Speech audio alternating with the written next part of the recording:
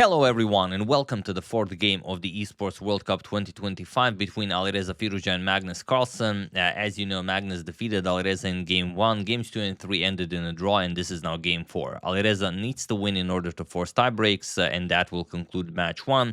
Then we'll go into Match 2 and if needed, even Match 3.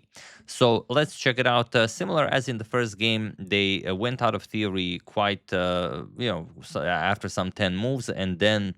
Well, if I tell you what happens, then you might skip the video entirely. So let's see what happens.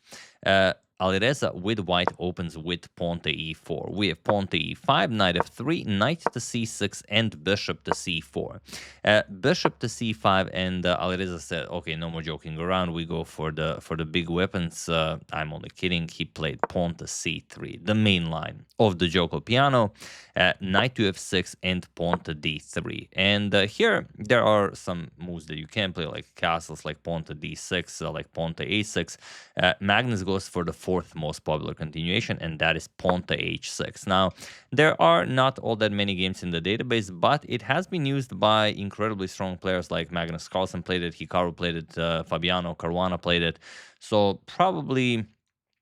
extremely strong players can use it to sort of avoid theory and to maybe confuse their opponents a little bit. Alireza says, I will not be confused. He knows b4 is the best move. We have bishop to b6 and pawn to a4. So pretty much against all the lines of the Giuoco Piano or in the Giuoco Pianissimo, you will see the exact same moves. That's how this opening works. We have pawn to a6, we have castles, and knight b to d2, the knight going for the usual f1 square and then e3 or g3, depending on what black plays, pawn to d6, and pawn to h3. Again, a very rare bishop b3 is the more common here.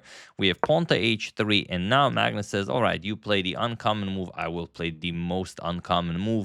Some games have been played with knight e7 and bishop to e6. Magnus goes for bishop to a7, and it is now, as of move 10, that we have a completely new game. But even a move like bishop to a7, you've seen it 1,000 times in the Giuoco Pianissimo or the Giuoco Piano. So, it's not new. It's only a question of whether it's drastically important in this particular position. So, okay, Alireza continues rook to e1, weakening that f2 pawn a little bit, but it doesn't look like you could run into some immediate danger. Knight e7, the standard remaneuvering to g6, and Alireza does the same. Knight f1, we have knight to g6 and knight to g3. Looks very scary, like something might happen, might open up, but again, this is all very standard stuff. We have pawn to c6 and bishop to b3, followed by pawn to d5. Magnus says, all right, if you're allowing it, I'm going to play it, pawn to d5. And usually this means that you have at least equalized the game as black. E captures on d5. We have knight captures on d5 and bishop to d2. You have to develop, but also defend the c3 pawn. We have rook to e8 and queen to c2. We have bishop to e6 and rook a to d1. Queen to c7 and now pawn to c4, kicking away the knight. You have the b4 pawn defended and you are winning more space. Later on, you're going to play pawn to c5. You're going to lock out the dark square bishop, and Magnus will have to either remaneuver it to b8, which doesn't seem like a bad idea, or maybe just break the position with pawn to a5. Okay, we have knight d to f4, bishop captures on f4, we have knight captures, and pawn to c5, locking out the dark square bishop, and Magnus just goes bishop captures on b3, queen captures, and pawn to a5, saying, okay, this is too strong, we have to break it up. Pawn to d4, Alireza tries to maintain a grip on everything, but e captures on d4, we have rook captures on e8, rook captures, and now rook captures on d4, and Magnus goes rook to d8.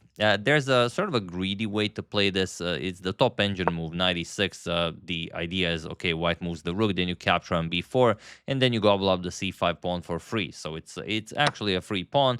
But again, I think it's one of those positions where we trust Magnus before we trust the engine. I mean, as you know, Magnus knows what he's talking about. So he goes rook to d8. We have rook to e4, and now a captures on b4. We have rook captures on b4, so now threatening to capture on b7, and Magnus defends rook to d7. And here Alireza sort of makes a bluff. It's not really a bluff because it's the top move recommended by the engine. He plays rook to e4.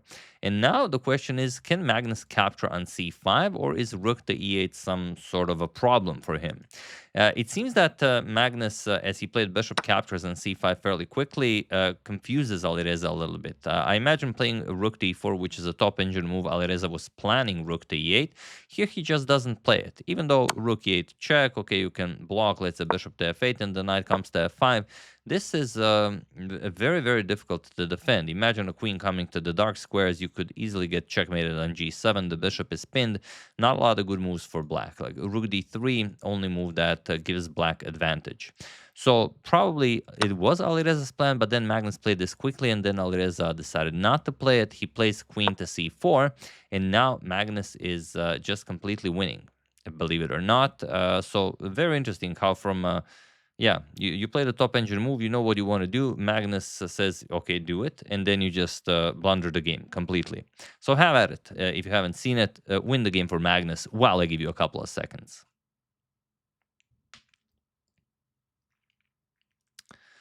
The move in question is, of course, rook to d1 check, or you can also start with bishop captures on f2. That doesn't make all that much of a difference. Magnus played bishop captures on f2 check. Rather, it does make a difference, but not at this speed. Here, it really doesn't. King captures on f2 and knight to d3 check. So you sacrifice the piece, but you're going to win it back, as that knight on g3 will fall. King to e3 and queen captures on g3. And now Alireza has a king on e3 with still having that rook e8 check, but not a lot to do after that. Rook e8, king h7, queen to e4 check. Looks very promising, but pawn to g6. And also there's a knight, they say when there's a knight, there's a way. Here there's a knight, there's just no way. Alireza plays rook to e7. He hopes for something, but Magnus just plays queen to f2 checkmate. And that's pretty much it. So it's a very, very rare game where the game actually ends in a checkmate. Alireza probably saw it. It's also possible that he didn't see it, that he was just, so focused on looking for what he can do that he missed it. But I think he, of course, saw it, and then he said, all right, there's a 1 in a million chance Magnus doesn't see it, maybe play something else. Regardless of what that, like if he moves the rook somewhere, then we can capture on f7. That would be great. But unfortunately for Alireza, that did not happen. So first 4 games, Magnus wins 2. Wins 1 and 4, and games 2 and 3 ended in a draw. So that means Magnus wins the first match. Match 2 is already underway. We'll see what happens. Will Alireza be able to equalize, and then we get a third match, or will Magnus be victorious and get some very, very valuable points for his Team Liquid? So very interesting stuff. Again, Alireza just trashing everyone around. Interestingly, Alireza has not lost a single game going up the match against Magnus, and now he already lost the first 2 in the match, and Magnus has lost to Hikaru, which I thought was kind of silly when people compared it, because yes, Magnus lost getting to the finals because Magnus faced Hikaru. I mean, it's very hard to face Hikaru and not lose a single game. But yeah, okay, now Alireza faced Magnus, and now he already lost the 2 games in the match. So yeah, very interesting stuff. Everyone loses, no one is unscratched. We'll see how it goes. So as you can see, Alireza played the opening perfectly. He knew all the ins and outs, and he just lost afterwards. You can also do that if you prepare with Lotus Chess. First link in the description below. You will never lose in the opening. You might lose afterwards, but so does Alireza.